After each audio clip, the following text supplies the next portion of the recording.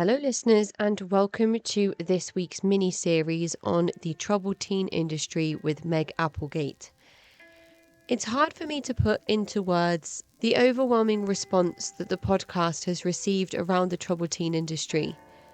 And yet, every single conversation I have brings more difficult things to light and horrifying details that no child or young adult or person should have to endure. To encapsulate some of that, I have found an article on youthtoday.org that I wanted to read to all of you before getting into my conversation with Meg Applegate.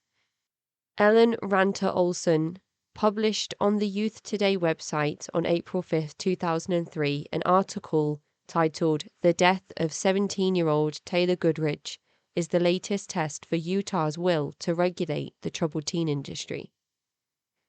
The article goes on to state, in September 2021, 4 months after Utah enacted a new law aimed at tightening restrictions on the state's residential treatment centers that house hundreds of children who parents and state agencies say they can't handle at home, then 16-year-old Taylor Goodrich was sent from her home in Washington state to the desert of southern Utah for what her family thought would be a year-long stay at Diamond Ranch Academy. Located about 30 miles west of Zion National Park, Diamond Ranch Academy has a skate park, basketball court, and football field, and describes itself as America's leading therapeutic boarding school and clinical residential program, providing a first-class, structured, and supportive environment for teenagers struggling with emotional, social, educational, or behavioral issues. A member of the Stillaguamish tribe, Taylor was having emotional difficulties at home and went to her tribe for counseling. Taylor thought it would be a good idea to get into a good boarding school to work on some of these issues. Diamond Ranch Academy holds itself out as an outfit that works for Native American tribes, said Alan Mortensen, Goodrich's attorney. On the internet, it looks like a great place. Less than a year and a half later, on December 20th, 2022, Taylor collapsed on campus and was later declared dead. According to a lawsuit filed by Taylor's father, Dean Goodrich, Taylor was in very good health when she arrived at the Diamond Ranch Academy, but started having severe stomach aches in December 2022. The lawsuit claims that in the weeks leading up to Taylor's death, she had a distended belly, a high fever, and at one point collapsed into her own vomit. Staff at the facility ignored her repeated cries for help, telling her that she was faking it and needed to suck it up, the lawsuit claims. While an official cause of death has yet to be determined, Taylor's family said in a lawsuit that they believe she died of sepsis, a life-threatening condition that occurs when the body's response to an infection damages its own tissues. 2 days after Taylor's death, the state of Utah placed Diamond Ranch Academy on a conditional license, which bars the school from accepting additional children and subjects it to increased monitoring, pending the results of an investigation by the Department of Health and Human Services. On March 17, 2023, a new conditional license was issued for the school, removing the ban on accepting new clients. An attorney for Diamond Ranch Academy, or DRA, said in an email that many allegations in the lawsuit were false, but federal privacy laws prevented the school from responding in detail. A Utah state senator named Mike McKell says, "I think the majority of kids in these programs shouldn't be in programs.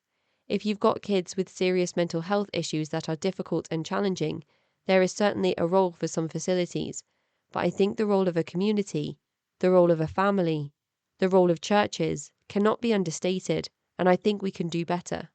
The reaction to Taylor's death is the latest test of Utah's efforts to more closely regulate what reform advocates call the troubled teen industry, and marks a potential turning point in national efforts to increase regulation of facilities like Diamond Ranch Academy. In the past 16 years, a series of Government Accountability Office reports have detailed instances of abuse and neglect in residential treatment centers nationally. State investigations have found similar instances of facility staff keeping children isolated for weeks at a time, inflicting pain in order to achieve compliance, and injecting children with antihistamines and sedatives when they misbehaved. Diamond Ranch Academy has been the target of at least 4 lawsuits over the past 11 years that claim students were harmed at the school. This advocacy and activism work that is spoken about in the Youth Today article is some of the most passionate and moving activism work I have seen throughout my 3 years of conducting this podcast. One of the key figures in this movement is Meg Applegate, and I'm truly moved to be able to bring you Meg's story, some of her personal experiences, and what her advocacy work entails. For more information on Meg Applegate and her work, you can check out www.unsilenced.org, or you can visit www.yanyalalich.com or www.tbylr.com for takebackyourliferecovery.com for more information on Meg's work with Dr. Janya Lalich and the programs of support offered for troubled teen industry survivors through the Take Back Your Life Recovery Foundation. I'm your speaker, Casey, host of the Cult Vault podcast, and that was a very long introduction. So for now, here is Meg Applegate. So hello, Meg, and welcome to the show. Thank you for being here to chat with me today about your experiences regarding the troubled teen industry and all of the work that you are doing to change what is happening in the world right now. Would you like to start by introducing yourself to the listeners? Absolutely. My name is Meg Applegate, and I am the CEO of UNSILENCED. I'm super excited to be here today. Let's see, I am the co-founder as well. So basically, I am in charge of the overall direction of the organization. I also, right now, because our organization is fairly new, I'm in charge of all fundraising and partnerships and reaching out and things like that to people that we're interested in partnering up with. So it's kind of like a high level strategy, relationship building, that kind of thing. And for anybody that hasn't heard of Unsilenced before, can you give us a breakdown of the history and the mission statement and all that really, really good stuff? Absolutely. I would gladly do that. So, our mission is to stop institutional child abuse by empowering self advocates to create lasting social change. And we really became to be because we envision a world where youth are free from institutionalization and the voices of young people are respected in the development of their own mental, emotional, and physical well being. And we tend to focus on the abuse that is taking place in the troubled teen industry, or TTI, as we say for short. There's been a lot of content that's come out on this platform surrounding the troubled teen industry. But for those people who might just be finding this podcast for the first time or who might not have listened to those specific episodes, is there a way you can summarize what the TTI is? Yeah, so the TTI is really a network of underregulated and powerful congregate care facilities that claim to reform youth struggling with mental health or educational challenges, but they use tough love and other non-evidence-based interventions. So there's a lot of programs that fall under this umbrella, but it's pretty much considered to be therapeutic boarding schools, behavior modification programs, even some foster care facilities, residential treatment centers, boot camps, conversion camps, you name it. So they go by a lot of different names, but one thing remains the same is that they use deceptive marketing to present themselves to desperate parents, therapists, state and judicial agencies as treatment providers for basically any problem that you could think of. And when you break it down, these problems that they're labeling teenagers to have are actually normal teenage behaviors. So we find that this industry has really pathologized adolescence in general. And that's another part of what Unsilenced does, is really trying to strip that away and re-educate the decision makers. This is a major thing that is happening across states in America. I know that it's more prevalent in some states than others because the regulations change from state to state.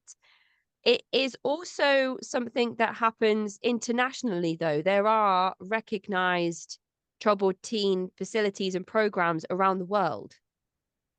Yeah, there certainly is. There used to be a lot more back when WASP programs were open. They were pretty notorious for going outside of the United States and kind of getting around any kind of regulations. There were several in Mexico, Samoa, that were actually shut down by those authorities. But as far as in Europe and in those areas, I'm not as familiar with them. I do know that they exist. I've just never seen them exist at the same capacity that they do here. And if you look at the private equity that tends to back this industry within the United States, I'm not seeing a ton over in Europe or UK or anywhere really over there anymore. They do, however, have boarding schools. And boarding schools have been a part of the tradition for hundreds and hundreds of years, right? And there's a big difference I have to point out between a standard boarding school and if I say boarding school today. So when I'm talking about boarding schools and my own experiences, this is, quote, therapeutic boarding school. So this is not just school. This is also trying to fix you or to change certain parts of your personality or to somehow help you. And I say that in quotes, very, very big quotes. But normal boarding schools can be fine a lot of times, right? And kids spend, the entire school year there. But the big part of that is that they're not controlling the contact with the outside world. You have availability to use a phone. There aren't therapists. And when there's therapists, there has to be heavy oversight, right? So there's a lot of differences. Therapeutic boarding schools use behavior modification, and boarding schools is solely academics. So I want to separate that out as well. It's an interesting thing you've said there, because I'm not sure that we've ever drawn this distinction between the two. I think that there can absolutely be cult-like aspects in boarding schools in the universal term boarding schools, in terms of hazing, student hazing, Yes. cliques, Mhm. there's still perhaps that element of isolation that can happen in boarding schools. But what you said about the academics, that's one of the key differences, isn't it? Because therapeutic boarding schools typically don't really, from what we've heard from testimonies, really care that much about the academic side of Exactly. education. Yep, exactly. Exactly. It is ironic because if you look at the quote therapeutic boarding schools within the United States, many of them are not even accredited. So, how can you consider yourself an academy or a boarding school if you don't have high end education with accredited teachers with graduate degrees? And that's Yeah. kind of that terminology uh, when used is kind of expected to have that level of degrees for teachers and prep work for college, if that makes sense. So they're really using a term that isn't regulated over here, which should be, I'm sure, to use the word academy or boarding school when it's literally just boarding. It's not boarding school. So, Over in England, when we say the term boarding school, it's so interesting I say we, because I just realized there's us and thems all over the place in everything in life. When I say boarding school, to me that makes me think of beautiful grand architecture and really expensive tuition and elitist education, like Cambridge and Oxford, and right, schools. When you go to certain boarding schools, it might be an expectation that you would then go on to a place like Harvard or Oxford or Cambridge. right, If you go to a therapeutic boarding school, you're probably not even going to be able to go to college, just a kind of run of the mill college, because a lot of people leave those programs without a GED. yeah. GED is what we usually say. Yeah, I mean, a lot of the programs say you think that you're getting your diploma, you think you're on track, and then you receive a diploma, and then you end up going home and trying to get to college, and you're like, oh wait, it's not worth anything. So that's happened to quite a few survivors, which is really unfortunate. But actually, one of the first things that ended helping me like wake up back when I woke up to the abuse that I went through when I was a kid is putting in boarding school. Um, and then putting after it, life sucks now in like boarding school, still have trouble or things like that. And a lot of like the rabbit hole that I ended up in was boarding schools in the UK. And actually, there is research to show something called that they've named boarding school syndrome. And that is from actual boarding schools. This is just boarding schools. This is not TTI. And so we're also seeing historically being at boarding schools can have a detrimental effect. And that is something we're highlighting within the TTI too, is the importance of being around family and having that familial unit. We know now through research that having close familial ties when you're an adolescent can actually lower levels of depression until your late 30s. So we're seeing a very high correlation between community involvement and familial involvement and long-term happiness, right? So it's actually interesting that you mentioned that, because that's where I started before I even knew a TTI existed. I heard about boarding school syndrome, and I'm texting my friends from my therapeutic boarding school going, oh my gosh, do we have this? I suppose what you said about misleading terminology and skewed sales pitches that are given to families in distress who are really looking for any kind of support that they can get to help their struggling child or struggling family unit. When you think of the term boarding school, you might think of, you know, beautiful British cinematography like Notting Hill, and that is what some of the therapeutic boarding schools in America look like, the beautiful mansions and estate buildings. But again, as you've just explained, it's not really what is happening in those schools. Um, there's so much more. And it's worrying that there's a recognized thing called boarding school syndrome that's not even taken into account everything else that happens in these non-regulated therapeutic boarding schools that take inspiration from actual destructive cults where people have died, Right. and now children are dying. So this work is incredibly, incredibly important. And I guess that we learn about how you ended up doing this advocacy work by hearing your personal story. So I would like to ask you if it's okay to talk about what your life was like before you were introduced to the TTI. Yeah, absolutely. So I grew up in Newport Beach, California, in Southern California. And I found myself very confused, I guess. I felt like I never really fit in. And part of that was because I was adopted at birth. So, and it's nothing against my family. It's more just kind of inborn. When you're adopted, you just feel a little bit different than everyone else. You don't look like your family. You don't, you just don't feel like everyone else. And it can have a pretty detrimental effect. And it kind of carried over into friendships. So I had trouble making friends. I had trouble keeping friends and kind of finding my place in society, even at a young age. And the one of the other ways that that manifested itself was really trying different things to see if this is who I am. So part of the ways that I did that was trying to smoke pot, started to get more interested in boys, see if I could get attention in that way, you know, just trying different ways to see, does this fit my personality? And also, one of the other aspects that made it difficult and kind of caused everything to come to a head is I also have ADHD. And at the time, I had undiagnosed autism, and I was only diagnosed about 8 months ago with autism. So that was something doctors didn't know. And they always kind of thought that ADHD didn't cover everything. And so it's interesting to look back. But so because of that, I found myself moving from school to school. None of the schools really fit. Either it was a lot of bullying. I got bullied very heavily when I was a kid. And so it was either bullying or too big of a school, not enough class sizes, couldn't help me enough in math where I struggled. So I just kept moving schools. So that caused me to not make as many long-term friends.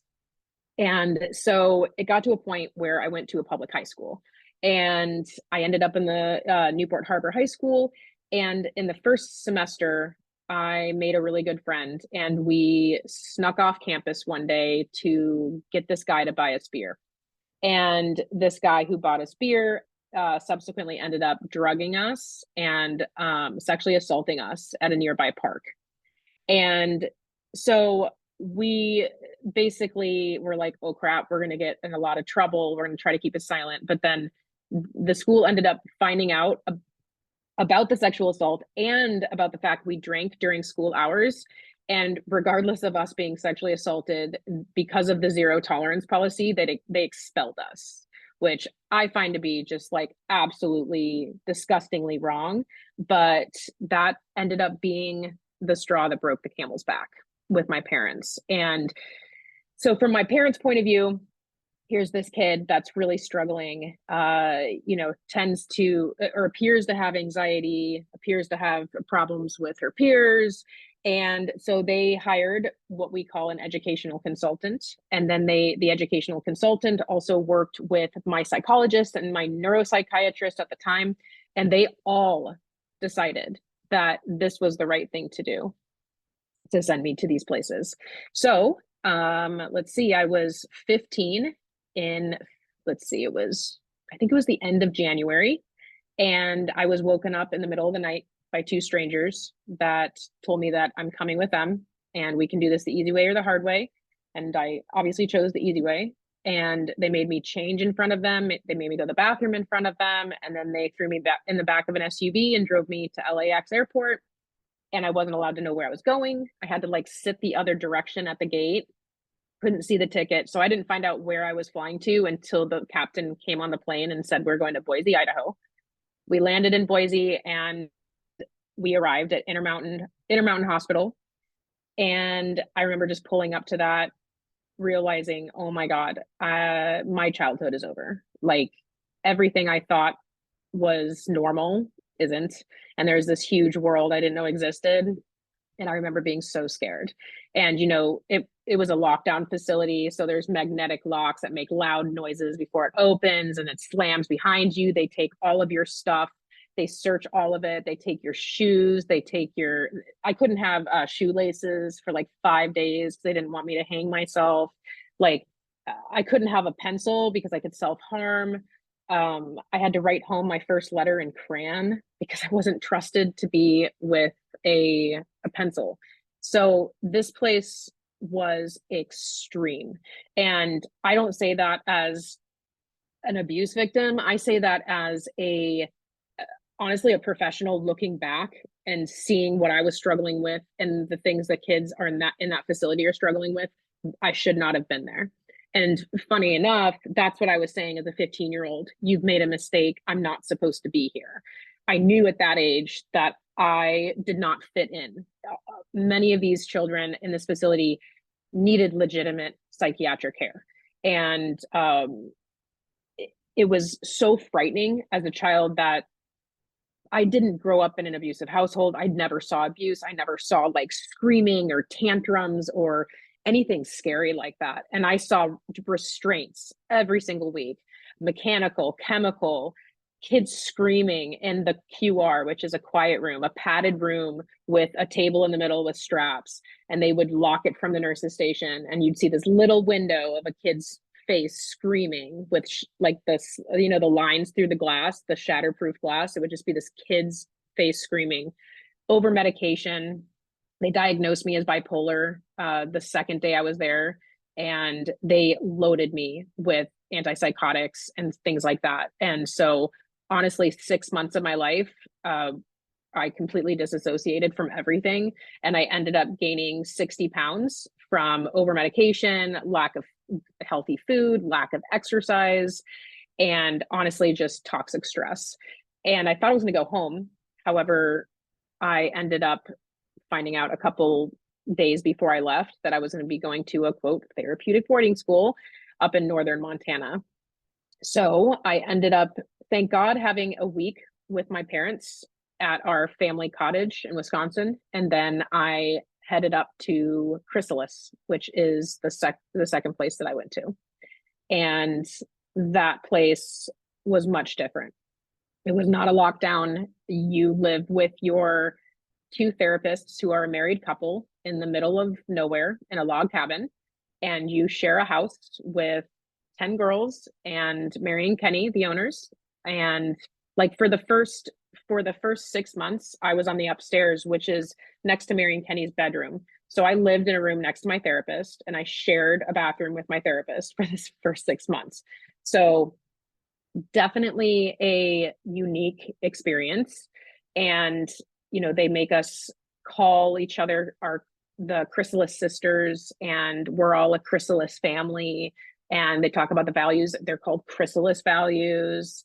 And everything is basically revolving around what they want us to be, what they think we should be, and systematically breaking us down until we reach like learned helplessness, in my opinion, so that they can build us back up in the image they think that we should be. And so that was very much so, in my eyes, the most cult experience that I ever had. I honestly kind of think about it as having been in a cult, because it took so long to wake up. I ended up spending 3 years there, and I didn't wake up to the abuse and didn't begin to see it as abuse until I was 33, when one of my Chrysalis sisters committed suicide. And that really caused me to take a look at what had happened. And all of a sudden, the narrative shifted. And I was like, oh, crap. I was abused for 3.5 years when I was younger. And ever since then, it's kind of just been a slow wake up period. Every couple months, I'll wake up to something else, some other aspect that happened that I had repressed. And so, yeah, Chrysalis it's one of those ones you're talking about, right? It's amazingly beautiful. We have horses, we have green grass, a garden, and beautiful facilities. But they don't tell you that we are maintaining the facilities, we are mowing the grass, we are taking care of the horses, we are chopping wood, we are doing everything, we are cooking every single meal. So lots of forced labor. And then one of the other things that stands out about Chrysalis was what they call circle time. And circle was their form of group therapy. And if you know anything about Synanon, it is the exact same thing of the game. So we would have to sit in a circle, and someone would be in the hot seat, and we'd hear all these negative things about us, and then you'd hear echoes around the room, and everyone is going in circles telling you what's wrong with you until you're crying, but then you can't cry because it's defensive. So that was probably one of the most abusive things in my opinion, looking back, just because it created such a negative self-image, right? And a negative view of who I am, because I was told so constantly, like, you're an idiot, you're not good enough, you're the reason that you're here, no one else, you're responsible for every single bad thing that ever happened to you, and you need to take accountability for every single bad thing that happened to you. It doesn't matter if it was my fault or not, everything is my fault. So getting sexually assaulted, that's my fault. Something I could have done to prevent that, right? So everything is based off of you, and everything's in your control. And yeah, which made going directly to college very interesting, because that's not how the world works. So I feel like you must have told this story a few times. just a few. At this point, it was very thorough and and detailed, but also very concise. So thank you for sharing that with us, Meg. Yeah. I had a few thoughts whilst you were going through your journey. I don't know that. I mean, now it's easy we can't live in hypotheticals, and it's so easy to say things in hindsight. But trying marijuana, drinking alcohol, skipping school, I feel like this is pretty typical teenage behavior. It is. Uh, It's very typical. and I don't think that, of course, it's parents have these nightmares of their children skipping school, asking for people to get them alcohol, and and something absolutely terrible happens to them. It doesn't 90% of the time happen. It's so awful that, it's just, what are the chances of that happening? And then the response that the school had, completely inappropriate, the I completely the agree. wrong response. And Hmm. who knows what where your educational journey would have gone if the school would have supported you in the right way and helped you perhaps seek legal action instead of saying, "Oh, sorry, we don't tolerate drinking." Right. There's so much wrong with that situation. And then for your parents to be told that by everybody, all of the professional bodies, everybody involved in trying to help you as an individual, your educational consultant, your psychologist, the best thing for Meg is for her to go to this hospital to be kidnapped in the middle of the night like a murder, like a serial killer suspect. Yep. You're taken, nobody talks to you. You're forced to get changed in front of people. It's not like you are such a bad drug addict that you're at risk of overdosing every time you're on your own, or of trying to smuggle really strong narcotics anywhere with you that you happen to travel. But that's how you're being treated, like you're stashing weapons on yourself. And then you're transported to a hospital. The one that you've described sounds similar to one that I worked on that was for sectioned patients with complex schizophrenia, and they were all over the Yeah. age of 70, so they were, like, a risk to themselves, each other, and everybody else, Yep. and you had to have, like, 3 different professionals sign them out of the building if you wanted to take a walk around the garden. You're a child who's tried a bit of alcohol and smoked a bit of pot. It's wild. It's not no troubled teen facility would have been appropriate for you, I don't think. How many times do you hear this story of children who are just pushing boundaries and experimenting and exploring with things that I think are quite typical for teenagers? I mean, I'd say that that's the norm. I I have to say that I do hear stories of people who tell their story and they're not in the norm, right? They were extremely out of control and they know it, right? We do see cases like that. However, I would say the vast majority of survivors were doing very, very normal things. And when I say normal, I don't want to discount how scary it can be as a parent, right? I myself have 4 children, and especially since having children, it's really kind of kicked in just how my parents felt, right? My oldest daughter is 12. And so, it's getting to the stage where it's really, really hard, like really, really hard. I'm not going to lie. And it is scary. And so, just because things are normal doesn't mean they aren't confusing and aren't scary. And the way that I think about it and the way that I explain it to people to help them understand the kind of pressure that parents are under and my parents were under is, as a mom, if you take your daughter or son to the emergency room and they have severe stomach pain and they're crying and you're scared and you go into the ER, a doctor comes in and takes one look at them and touches their belly for a couple seconds and says, they need surgery right now or they're going to die. What do you do? Do you follow what they say? Or do you go home and do Google searches and try to see alternative methods that could possibly work, but it'll take 3 times the amount of time, and you're not a expert, so it might not work. So this is kind of the pressure that parents are feeling, is they are being told that these behaviors are going to lead to teenage pregnancy, to truancy, to being homeless, to bad decisions in their minds. And are they're forced with a decision by a professional, quote professional, that claims, are you ready to make an investment into your kid's future so that they don't end up dead? What do? Do you risk it and go against that quote professional, or do you do what you can as a mom or a dad and try to make the best call? And so that's what I kind of always give to people, to manufacture that pressure, and medical emergencies kind of are able to do that. I suppose at this point as well, there is some confirmation bias that can be used because of the experiences that you've had with this individual that has assaulted you and your friends.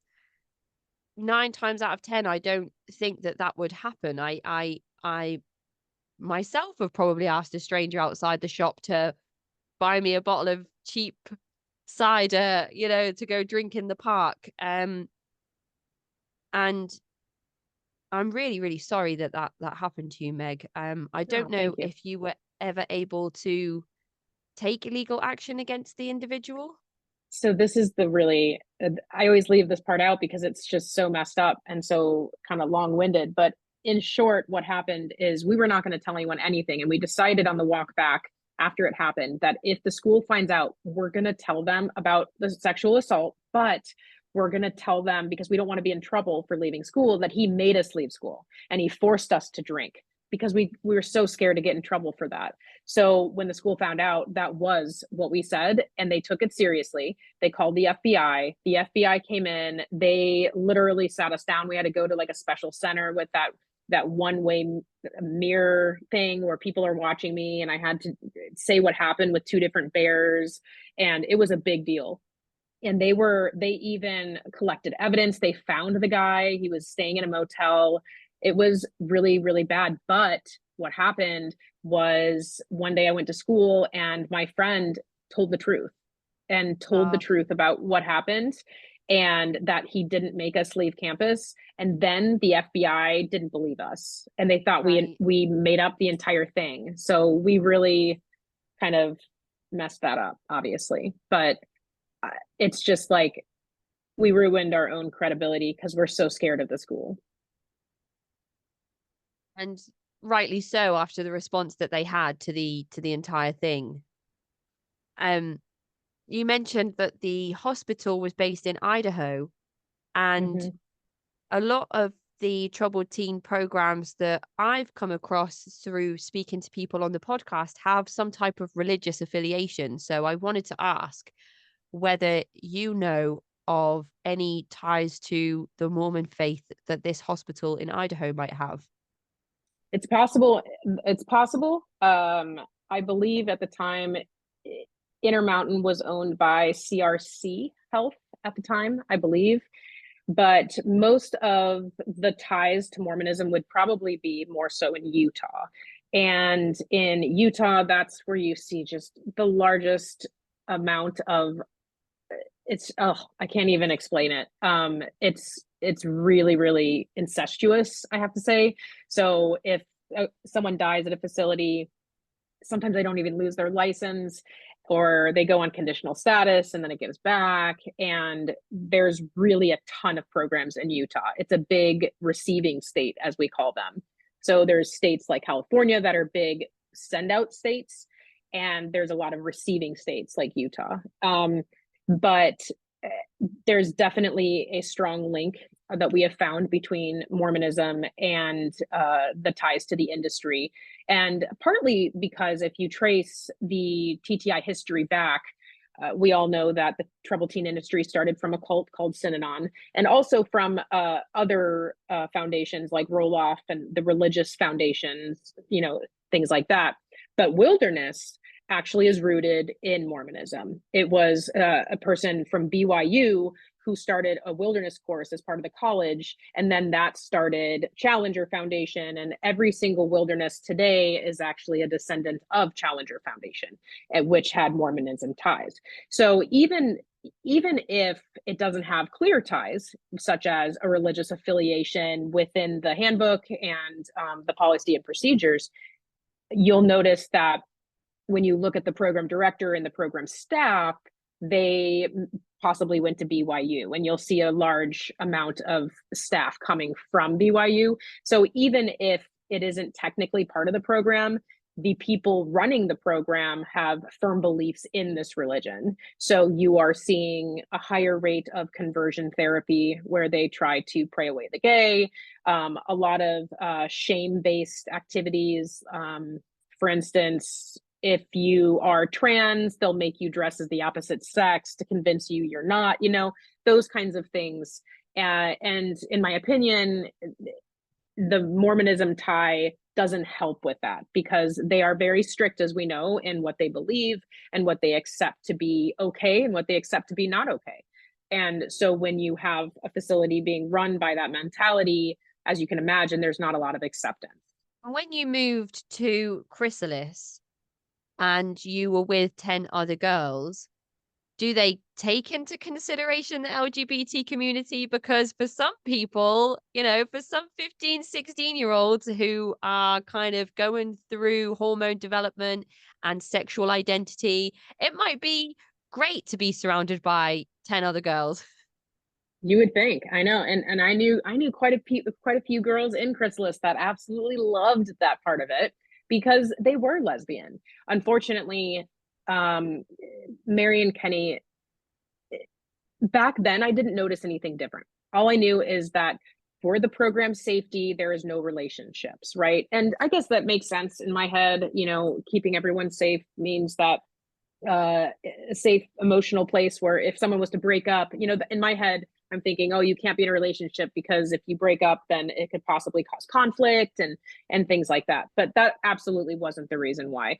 And looking back, they were very hush hush about any sexuality that wasn't heterosexuality. And there were girls that came in that were bi or lesbian, and they were not allowed to talk about it. You were not allowed to talk about your sexuality unless it was normal in Mary and Kenny's eyes, which means heterosexuality. So, but let's go down this rabbit hole further, because sexuality is not only important in identifying what you align with, but also your past. So there's a lot of sexual based traumas that can happen, be it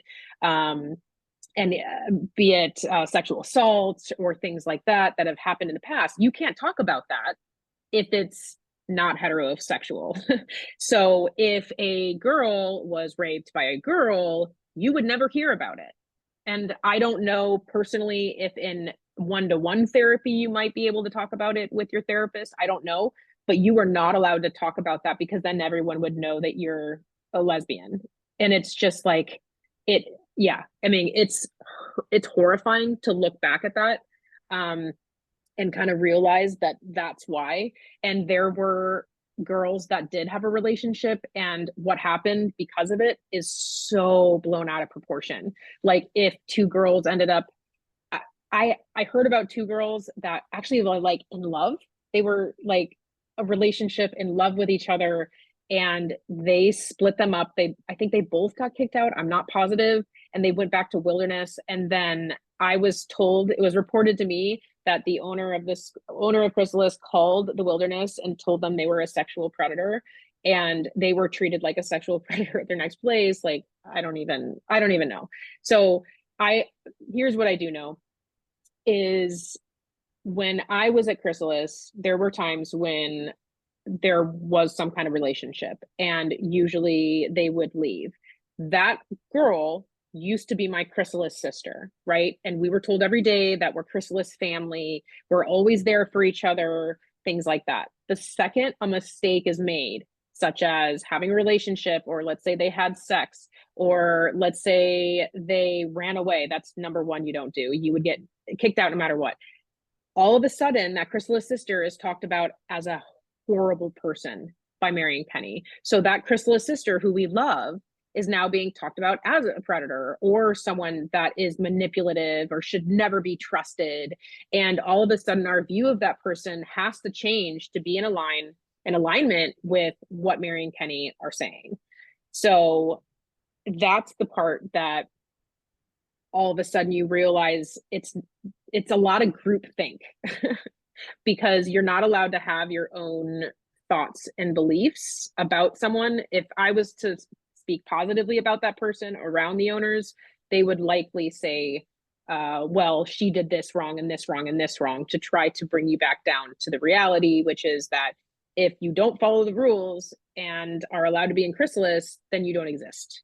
It's the conformity, I suppose, and the fear as well. The fear that, well, you don't want to be seen in the same light that the other people are now being seen in, because that would be horrible to be spoken about that way, especially with public shaming as well. If that's part of the circle time that you're experiencing, the group therapy, I say in air quotes, you must be so scared to say anything out of line, to put yourself in the spotlight or in the firing line, even days before circle time.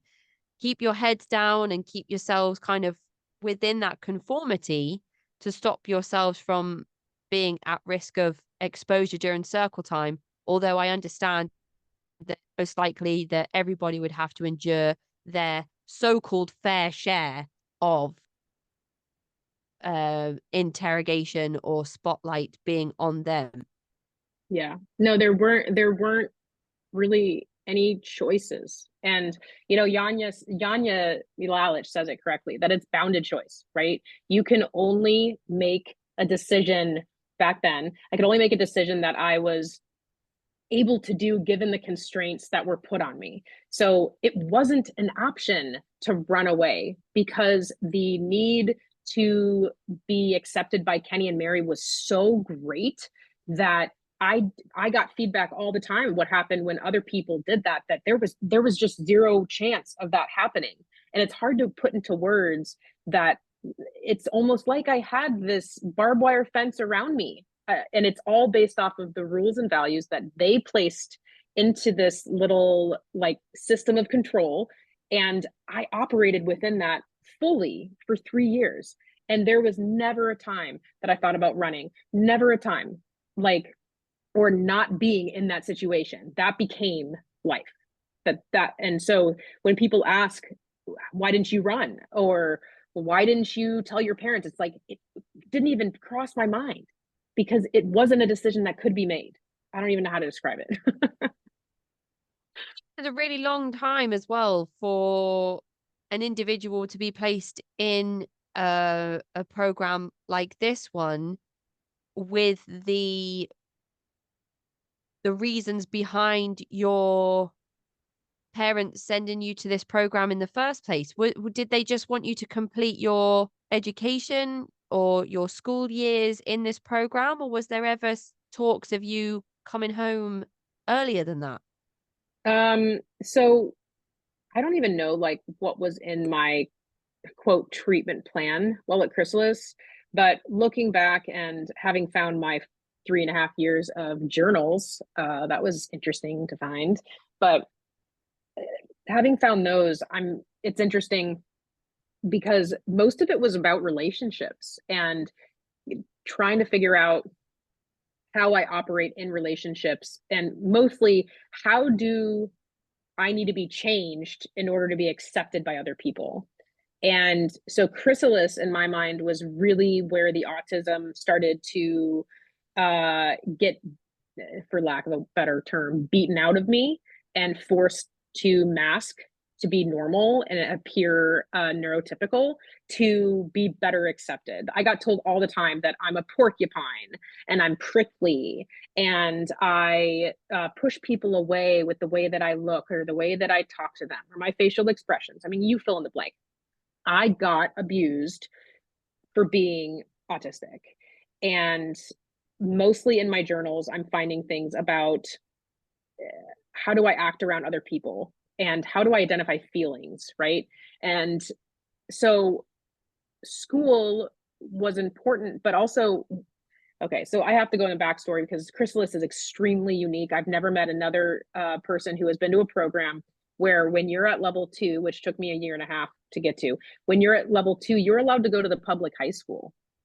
So I left Chrysalis every day on a bus and would attend public high school and then return home after school and would live there like that. So even in school, I was operating under Chrysalis values. I had an approved list of people I could talk to and people I couldn't talk to based on what Kenny wanted. And if you ever did anything wrong, you'd be confronted in circle. So even though I'm not at the boarding school, it was 100% I was at the boarding school and I was being held to all those standards. So with that said, my schooling was great. I was getting all A's starting in sophomore year, sophomore, junior, senior year, all A's. And I'm very old for my grade. So I turned 18 right before senior year started.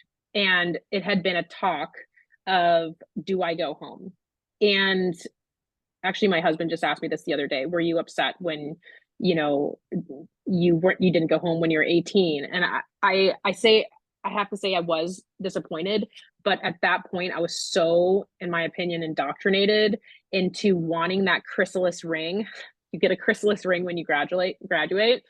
So I wanted that chrysalis ring, and I wanted to be highly regarded in their mind. So I could have pushed it. I could have left when I was 18, but I wanted everyone to be proud of me because I was told that that is success, is having everyone else be okay with who you are.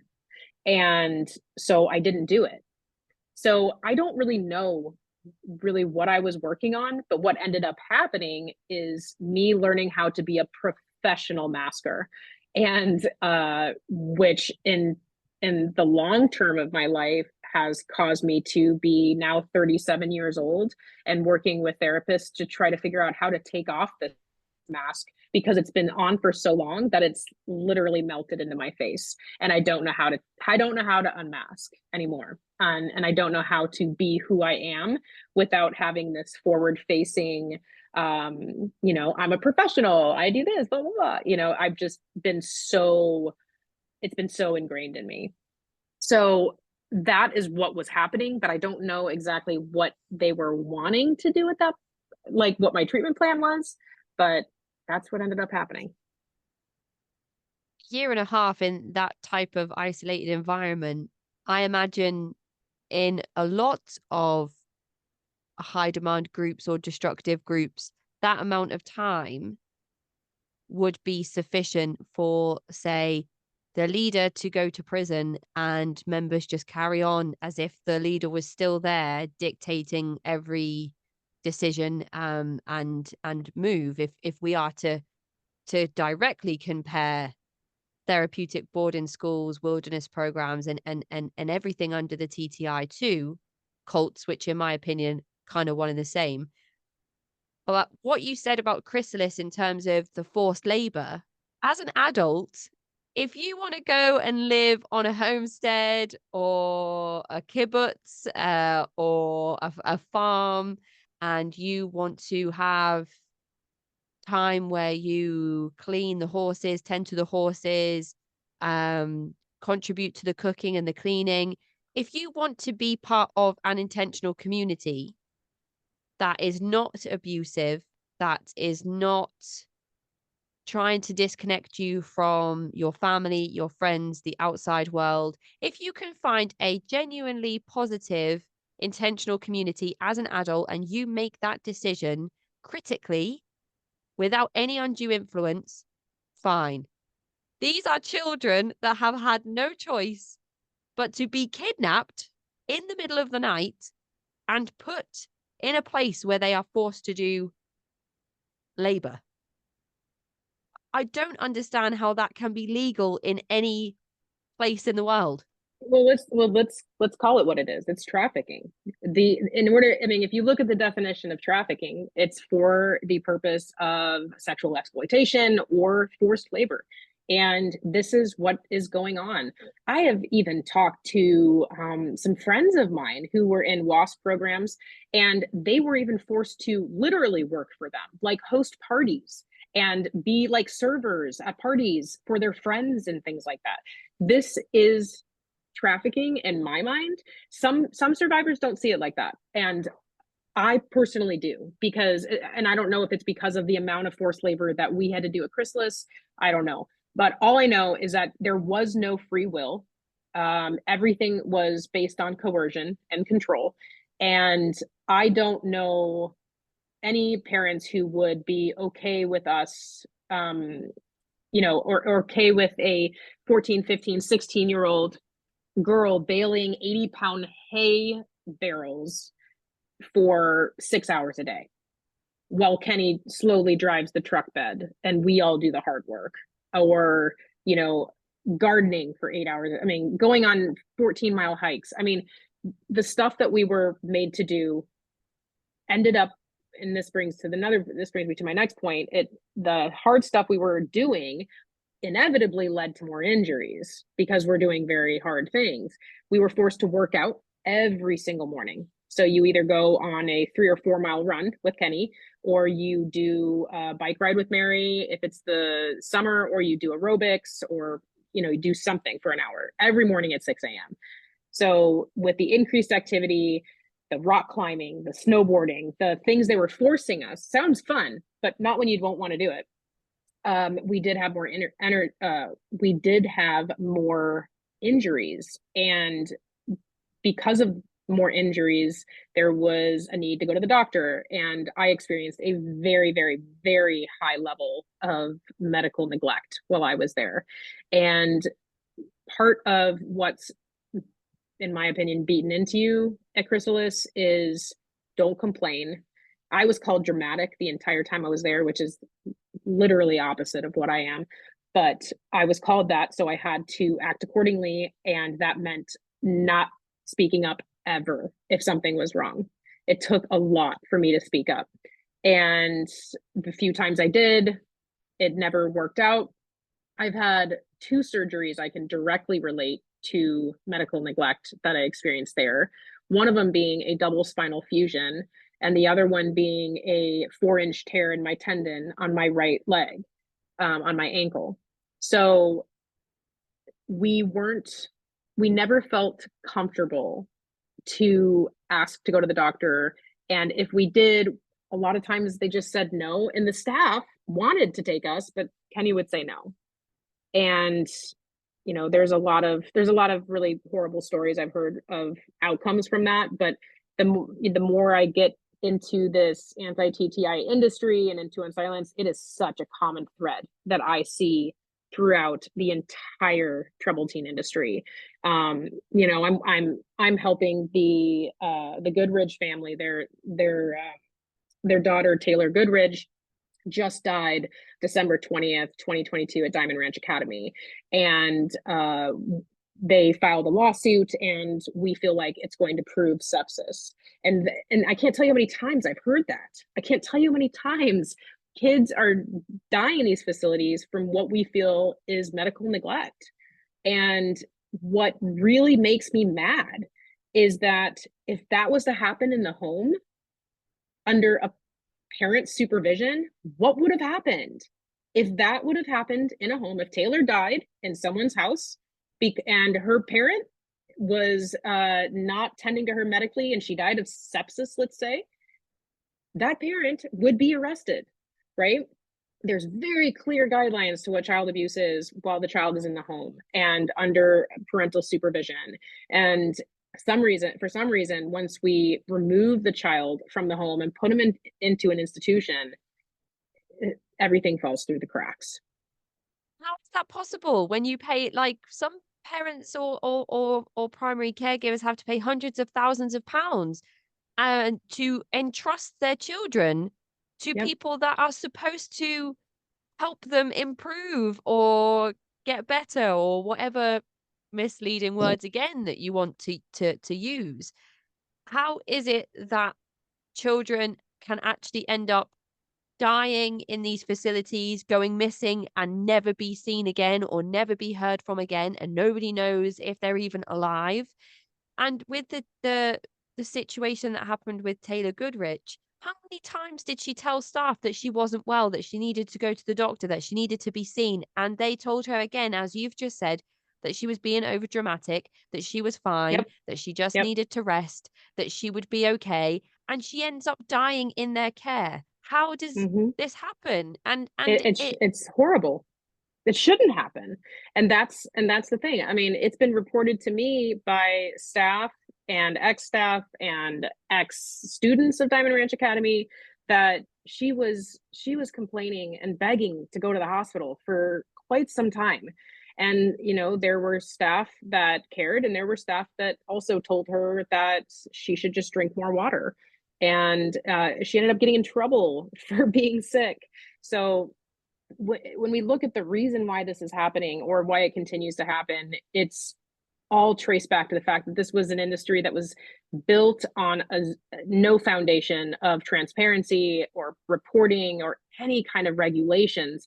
And there is no federal regulations. So it's regulations is really up to states. And as you mentioned, state laws vary greatly from state to state.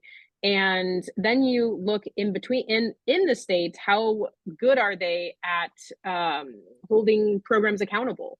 And what kind of laws are in place to make sure that, let's say, if a kid dies or the program owner is arrested for pedophilia or whatever, fill in the blank, all of them happen all the time.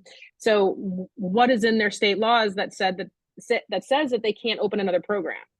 And I don't know of any state law that states that they can't open a program if something bad happens at the last program. And that's why I use the word incestuous, is that if we, for instance, we talk about WASP programs, and WASP programs are pretty much closed. Like they are closed. However, are they really? Because the people who were running the WASP programs have gone on to other non-WASP programs and are running programs. And if that gets shut down, they just open up another one and they rebrand, and they're even in the same building a lot of times. So we have no way of catching these people at a rate that is beneficial without required reporting, right? How here's another connection to really have the listeners understand. If you're a parent and you're looking for childcare, that's a big one, right? When you need to go to preschool or when you need to go back to work after having a baby, think about how much stress you go under for childcare and making sure it's somewhere safe, because you want to make sure that they're looking over your kid the same way you would. Childcare facilities have more laws and regulations than kids out of the parents' care in these institutions. So for childcare workers, you usually have to be live scanned, you have to be fingerprinted, you have to be background checked, you have to make sure you don't have, the full nine, the whole shebang. Even to go and read a book to my daughter in her school, I have to be live scanned. But a prior pedophile can open up a school, pretend they have a degree, and pretend they're a therapist and run a business. Now, how is it that even if that's happening, if horrible people are doing horrible things, how come the United States is not making it mandatory for those schools, quote, schools or institutions, have to disclose that information? How come is it that Diamond Ranch Academy students that are coming into Diamond Ranch don't have to be told that there have been at least 3 deaths at their facility? That should be a thing. I don't understand how we are expecting parents, for people getting upset with the parents, how are we expecting parents to make educated decisions if they don't have the information? And they don't have the information because they are not required to have the information by law or by the facility. And also, how is it that there is none of this regulation, but there is also the flow of other major industries contributing to the flow of clientele into these programs, and they are subject to regulation and to licensing, like educational consultants or psychologists, for example. Psychologists have to have licensing, they have to have training, they have to go through specific steps to become able to offer those services in a legal and moral capacity. So how is it that these individuals are then contributing to the TTI by sending children to these programs, knowing that there is none of this oversight in place? Again, I know that there are kickbacks, and I know, as you mentioned, the private equity. That is kind of like, if you think of the TTI as the iceberg, the tip of the iceberg, underneath it's all this private equity and all of these other industries and in institutions that are benefiting off of the back of this institutionalized child abuse. And is that the driving factor for government turning a blind eye? Because I just don't understand.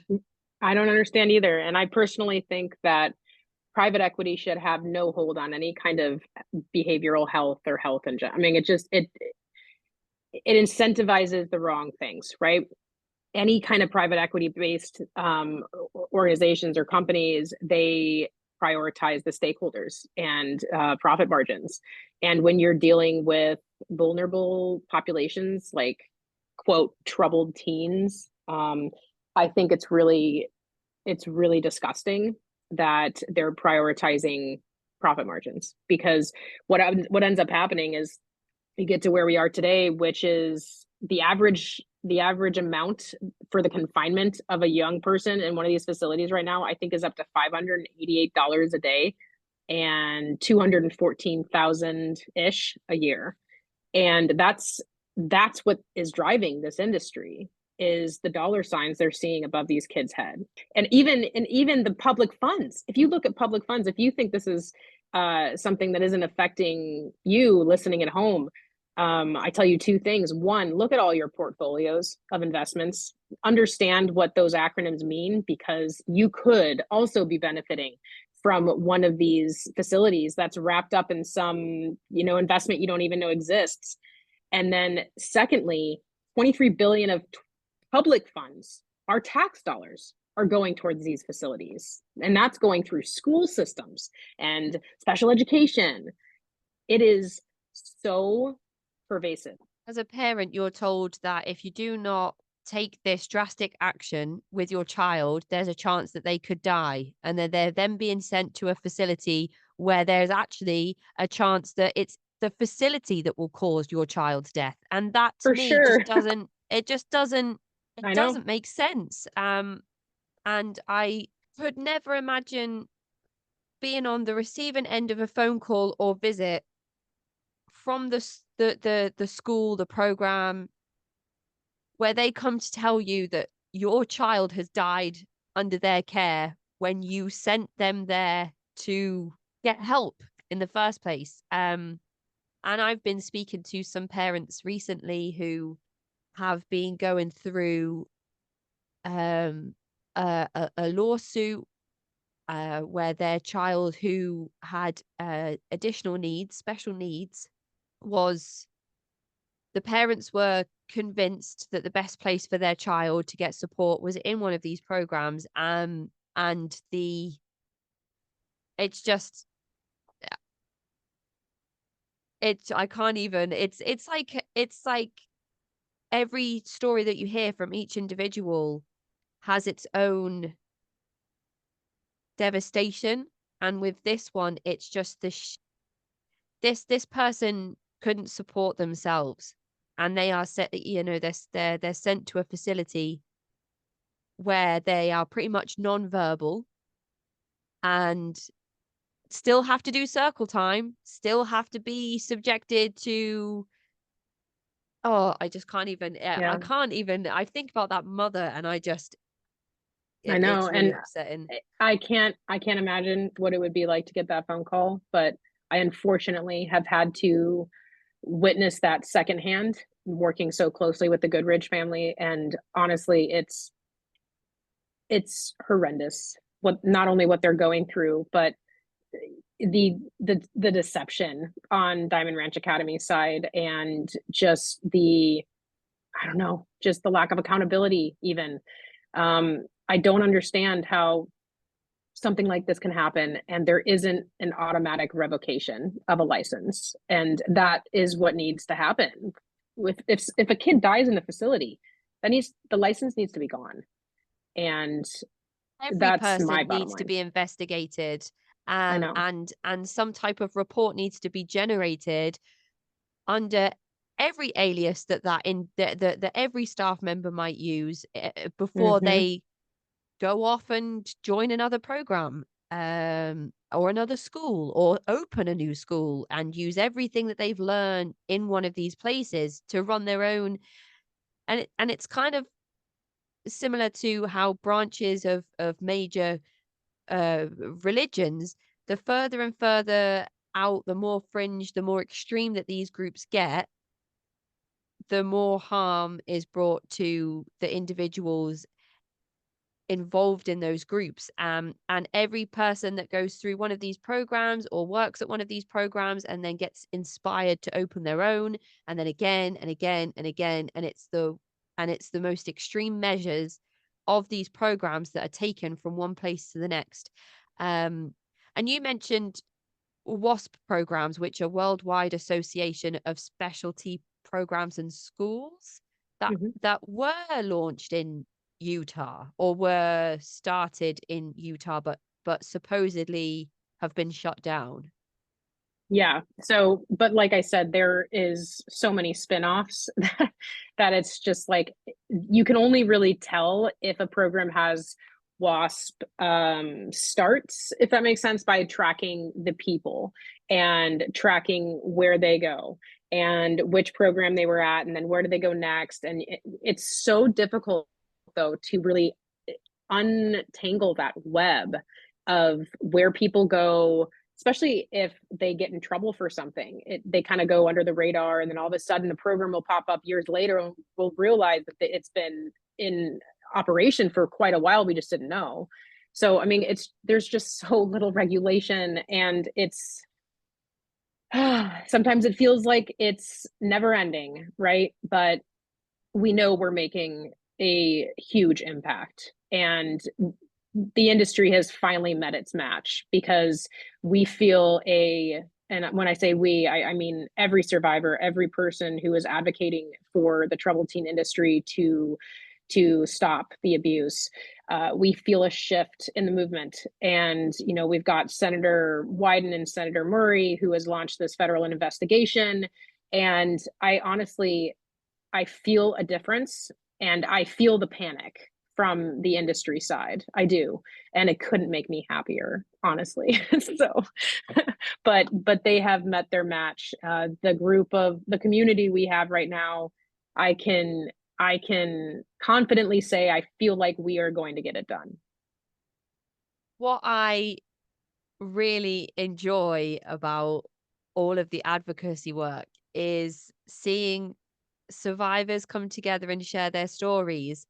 But also now it feels almost like vindication in some spaces. People are like, yeah, I knew this day would come, which is really great to see. There's the r/trouble teen subreddit that is quite um, prolific in terms of individuals sharing their experiences, their stories. And actually, recently, more parents and caregivers and siblings jumping into the subreddit to ask if people have heard of certain programs, or individuals say, my parents are thinking of sending me here. Does anyone have any information? And that is awesome to see that kind of network of information being shared around. And I think that there are so many various organizations and key players and notable figures in the anti-TTI space that people have to start taking notice, which again is also a really amazing thing to see. And one of the questions that I just wanted to ask about your experiences before we move on to talk about the specifics of Unsilenced is when you talk about circle time or attack therapy, as it might be more commonly known across different programs, how did you find it adjusting or regulating once you'd finished your program and returned home? There have been people that talk about how conflict became sort of almost ingrained in them, or oversharing became something that they were familiar with. And there's nothing in place that we know of, or that I've even heard of, or that I've heard of up to this date, that supports individuals integrating back into typical society, because living in sort of like a shared accommodation with Mary and Kenny and 10 other girls is not typical everyday life. So I just wondered what your experiences were, and what we could be thinking about implementing to support people back into typical life. Yeah. So, from in my experience, really what we see with survivors is, especially those who have been through what you're talking about, attack therapy, and or whatever name they called it in their program, but we all know what it is it can go really many routes, but the main routes I see are two different ones, which is one, survivors tend to feel comfort in conflict, and with that said, sometimes in their lives that they find that they're always around conflict, and I think subconsciously they choose that because there's comfort with conflict, because they were in conflict so much. And I think that that's a possibility. With myself, I find myself to be on the other one that we see commonly as well, which is conflict is very uncomfortable for me. And because of being in so much conflict, and whether it takes one route or another, I'm not sure what causes that, but I find myself to be honestly still very heavily affected by the attack therapy, and that and it's interesting because with business in my career in the last 17 years, I don't notice it because I mask so heavily to make sure that it's not affecting my work. I need to be professional, and that's always been very important to me. But more within my individual relationships and intimate relationships, I've noticed that any kind of conflict, and it's extremely difficult for me. And specifically, any critiquing. If someone confronts me, while I may appear normal on the outside, I am dying, and it actually feels like dying in the inside. I am convinced that I'm dying, and my body thinks that it's dying. My heart rate starts to increase, and all of this stuff. So I, to this day, am affected in that way, and I tend to keep conflict in instead of letting it out. I think the other option is constantly letting a tiny bit of conflict out, and so that it doesn't build up like it does in me. And so those are kind of the two different ways.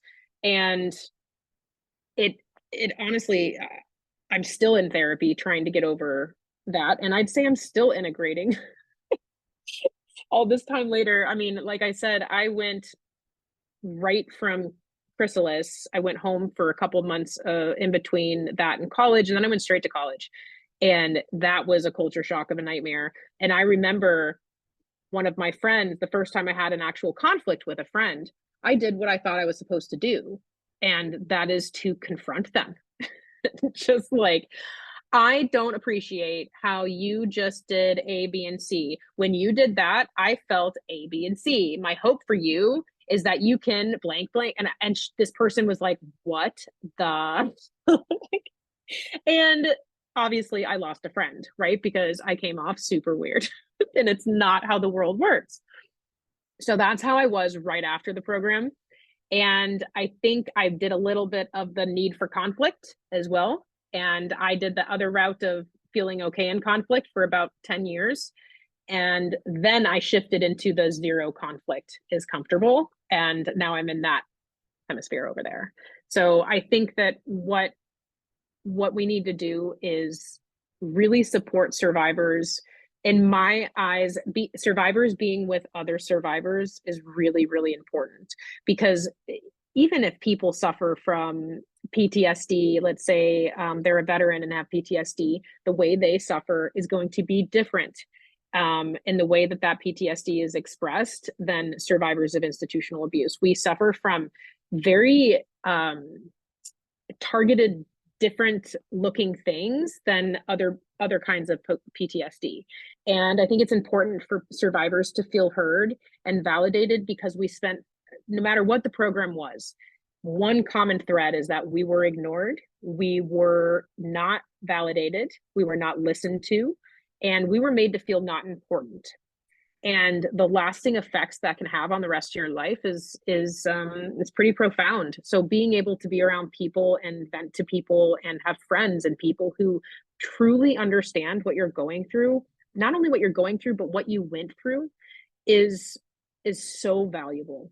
And with that said, that's what Unsilenced is really trying to do. Is our community is extremely important to us, and even if they're not volunteering with Unsilenced, they're still so important to Unsilenced, because this community is a gigantic safety net for all of these kids that are coming out and feel like there's nowhere to go. So the kids coming out, the kids that just got out, please go find For Survivors by Survivors on Facebook, join the group, find your tribe.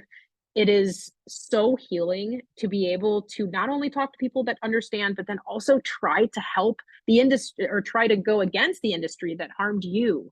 And I've found through my work with Unsilenced that in and of itself is super healing and super incredible to witness. these people who are all traumatized. Yet when you're actively trying to take down the industry that harmed you and is currently harming other kids, somehow you start to heal as you do this work. And that's why Unsilenced, our underlying mission, our internal mission, if you will, is to help survivors help themselves. And that's truly what our end goal is. That's incredible. It's really exciting. I mean, I wonder if you can share with the listeners some of the momentum that Unsilenced has gathered, and some of the things that you've seen and taken part in, because I know that there's been a few gatherings and things.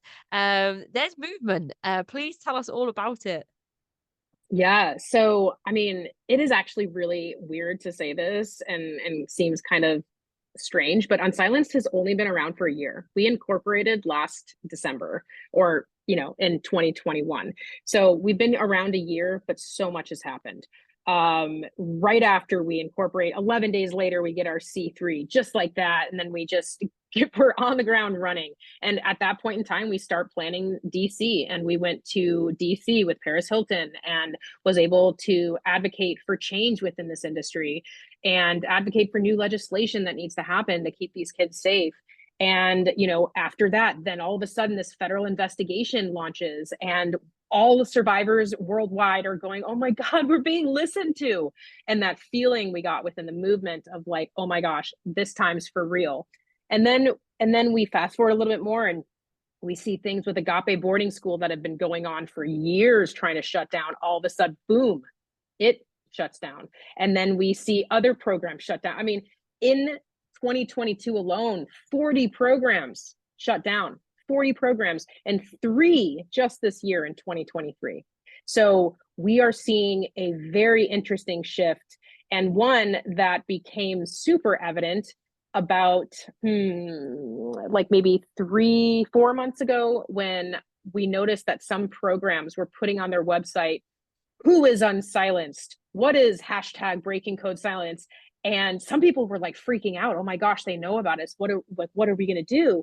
And I read it. I was like, oh, this is beautiful. Keep going. Yeah. This is perfect. I was like, guys, this means that we are scaring them to death. This means we are threatening them. And I was like, and thanks guys for linking to our site, extra SEO. I mean, that's how I feel about it. And then one of the biggest ways that we've been able to see is that our archive is out of control. It is taken off. We have now built it to over 100,000 documents. That's lawsuits, DHS reports, media reports, all of that stuff. So being able to look up program is incredible. But what's even more amazing about those documents is that we have OCR recognition that scans every single PDF, every single document to load it into SEO results. So for instance, if someone Googles Provo Canyon School might have Provo Canyon School on their page, maybe, I don't know, 200-300 times. We probably have it 3,000-4,000 times. So we are showing up before program results are showing up. So we're being able to see impact in all of these different ways. And then through direct Unsilenced efforts, we have a new project that we've developed called Project Speak. And Speak stands for Survivor Prevention through Education, Awareness, and Knowledge. And that is us directly going into communities and re-educating the decision makers through all the different pipelines to interrupt that community to institution pipeline that currently exists, right? So that's us talking to, Department of Education. That's us talking to judicial systems and presiding judges and attorneys and nonprofit organizations that are unknowingly doing things, disability rights organizations. Every single decision maker in this world is going to be targeted to re-understand what is good for children, the effects that the troubled teen industry can have on the long-term health of children who go through it, and just how dangerous this industry is. So Project Speak is really the preventative aspect of this. And then something that is equally as important is we have just started our a couple months ago our survivor support groups, and this is something we're really excited about because, like I said, people need community. They need to share experiences and feel valid and heard. So the first Saturday of every single month, we have two psychologists who are trauma psychologists and specialized in trauma who lead the support group for anyone, and it is 100% free. So we are just very excited about the way we're being able to see this industry slowly change. I'm hearing from, anecdotally that, oh, enrollments down here and enrollments down there. I heard about my own program and how they're hanging on by a thread. I'm like, yes, like that's what we want to hear. And there's some work that you're doing alongside Janja Lalich as well, I believe. Yes, yes. So yeah, I've become good friends with Janja Lalich. She is incredible, and she is just so knowledgeable about cults, but really able to intricately look at it through a different lens that I don't often see. And that's why I really value her view. And so basically when I started Unsilenced a year ago, she came to me by another friend, a therapist that reached out and introduced me. And I realized we need to enmesh this. Cults and TTI are cousins, and we need to create a bigger community of cult survivors and TTI survivors. And we need to do this together. And part of that led to her coming up with starting a nonprofit organization called the Lalich Center on Cults and Coercion. And I'm currently sitting on her board. So I'm very excited about this. We just got our C3, which is super exciting. And I'm going to start helping with fundraising and all of that stuff coming up here in the next couple months. And what we're going to be doing there is so incredibly important as well. And just like the Unsilenced end of things is support for people who have left cults and really trying to find out, who they are, how to get back on track, you name it, all of the things that can happen after leaving any kind of abusive or coercive relationship. So that is really exciting. And I'm more so really excited about being able to marry those two worlds because they are so incredibly important yet really connected. I'm speechless. It's amazing. All of it's incredible. All of it's so, so, so incredible, Meg. You're doing amazing work. All people involved in advocating against the troubled teen industry are doing incredible work.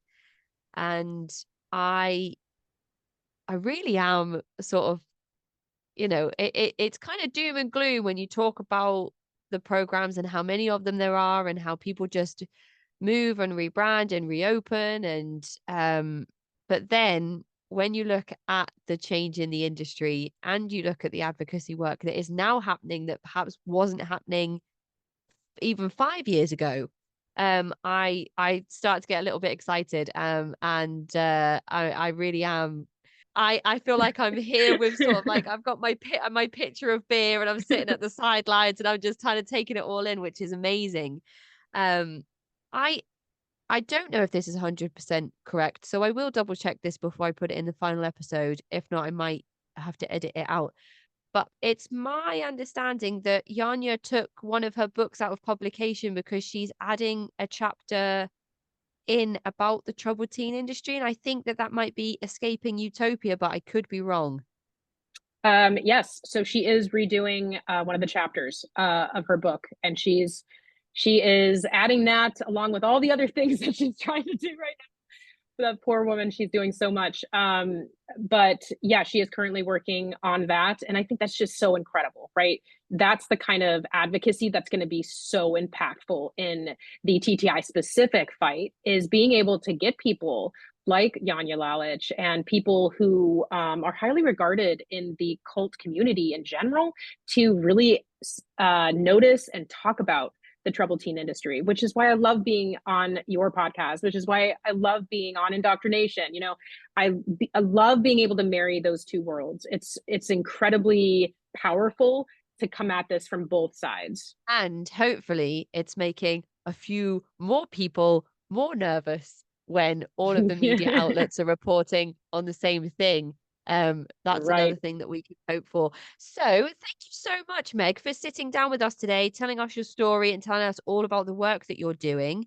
Before we log off today, can you please tell the listeners where they can find all of your work and all of the support groups? And I will make sure that I put those links in the episode description. Absolutely. So I am pretty easy to find on both TikTok, Twitter, Instagram, and Facebook. My handle is at Meg Applegate, and that's Megappelgate. And you can also find Unsilenced on Instagram at unsilenced_now. And that's the same with TikTok as well. And we have our website, which is www.unsilenced.org. And on that website, you can not only take a look at our incredible archive, but you can also be able to sign up to be a volunteer. You can donate, and you can also sign up for our support groups through the website as well. Incredible. Amazing stuff. All of the really good positive buzzwords that you can insert at the end of an episode. Thank you so much, Meg, for sitting it down with me today and telling me about everything that you're up to. We will keep a close eye on things, and maybe we'll be due an update episode when significant positive changes are made. Heck yeah, I'm actually writing a memoir this year. So maybe when I write my memoir, I can come on again and talk about that. I've had so much fun. Thank you Yeah. so much for having me. Thank you so much, Meg. Enjoy the rest of your day. Take care. Thank you. Bye. Bye.